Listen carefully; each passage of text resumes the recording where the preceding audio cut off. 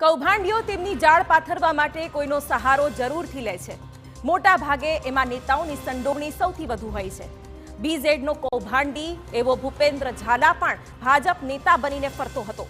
ક્રિકેટરો અને સેલિબ્રિટીઝ પાસે રોકાણ કરાવીને સામાન્ય લોકોને આકર્ષતો હતો અને વારે તહેવારે નેતાઓને પોતાના કાર્યક્રમમાં બોલાવી રોકાણકારોનો વિશ્વાસ કેળવતો કે જુઓ અમારી સાથે તો સત્તા પક્ષના નેતા છે, ધારાસભ્ય છે, પ્રધાન છે અને આવી લેભાગુ સ્કીમોમાં જનારા નેતાઓ સામે પણ સવાલ તો છે જ। કેમ તેઓ કોઈ પણ પ્રકારની તપાસ વિના ગમે ત્યાં પહોંચી જાય કે પછી ખરેખર તેમને આવા કૌભાંડીઓ અંગે જાણ હોય છે? આ સવાલોના જવાબ તો પોલીસ શોધી લેશે, પણ એક નેતા સામે શંકાની સોય અત્યારે તકાઈ છે, જે બીઝેડના ભૂપેન્દ્ર ઝાલા પણ જોવા મળ્યા હતા અને હવે વધુ એક પોન્ઝી સ્કીમના કાર્યક્રમમાં જોવા મળ્યા હતા।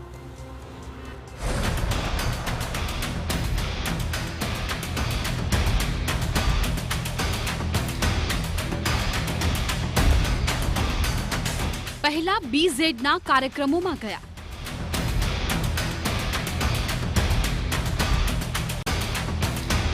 પછી કેસર ગ્રુપના કાર્યક્રમમાં પહોંચ્યા।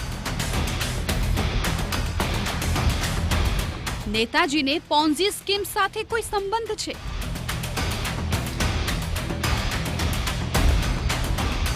સાબરકાંઠા અને અરવલ્લી જિલ્લામાં લોકોના રૂપિયાનું કરી નાખનારોનો જાણે કે રાફડો ફાટ્યો છે।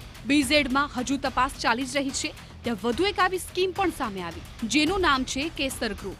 જો કે અહીં પણ એ જ જોવા મળ્યું જે બીઝેડ ગ્રુપમાં જોવા મળ્યું હતું। રાજ્યના એક પ્રધાન ભીખુસિંહ પરમાર બીઝેડના કાર્યક્રમોમાં પણ તેઓ જોવા મળેલા અને કેસર ગ્રુપના કાર્યક્રમોમાં પણ તેમની હાજરી દેખાઈ હતી।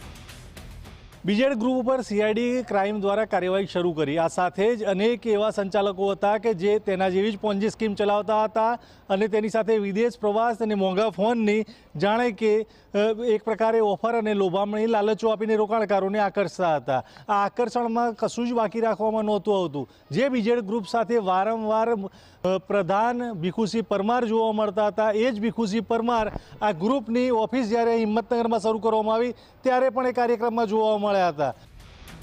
કેસર ગ્રુપના 3 વર્ષ થોડા સમય પહેલા જ પૂર્ણ થયા હતા અને તે જ પ્રસંગે હિંમતનગરમાં કાર્યક્રમ હતો। હિંમતનગરમાં નવી ઓફિસનું ગ્રાન્ડ ઓપનિંગ કરાયું હતું અને તે પહેલા 2 જિલ્લામાં મોટા મોટા હોર્ડિંગ્સ પણ લગાવવામાં આવ્યા હતા। 1.5 મહિના પહેલા આ કાર્યક્રમ થયો અને 10 જ દિવસમાં ઓફિસના શટર પડી ગયા। રાતના અંધારામાં ઓફિસના બોર્ડ પણ ઉતારી લેવાયા। હવે વિચારો, જે લોકો નેતાજીને જોઈને અહીં પહોંચ્યા હશે તેમની શું હાલત થશે? પોતાની સફળતાના 3 વર્ષ પૂરા થયા છે અને આ સાથે જ હિંમતનગરની અંદર એક નવી ઓફિસ ખોલવામાં આવી રહી છે। આ ઓફિસ ખોલવાનું 1.5 મહિના પહેલાં શરૂઆત કરી હતી। 1.5 મહિના પહેલાં પ્રધાન ભીખુસિંહ પરમાર એક ચકાચક કાર્યક્રમમાં ઉપસ્થિત રહ્યા હતા અને 1.5 મહિનામાં જ આ પાટિયું જે છે ઉતરી ગયું છે। હવે ભીખુસિંહ પરમારને એ વાતનો ખ્યાલ નહીં હોય કે આ પાટિયું માત્ર 1.5 મહિનાની અંદર જ ઉતારી લેવામાં આવ્યું છે અને એ પણ સીઆઈડી ક્રાઇમના દરોડાની કાર્યવાહી થઈ ત્યારબાદ। કેસર ગ્રુપના પાટિયા પડ્યા, 10 જ દિવસમાં બોર્ડ ઉતારી લેવાયા। સીઆઈડી ક્રાઇમની કાર્યવાહી બાદ ફફડાટ, રોકાણકારોના શ્વાસ થયા અદ્ધર।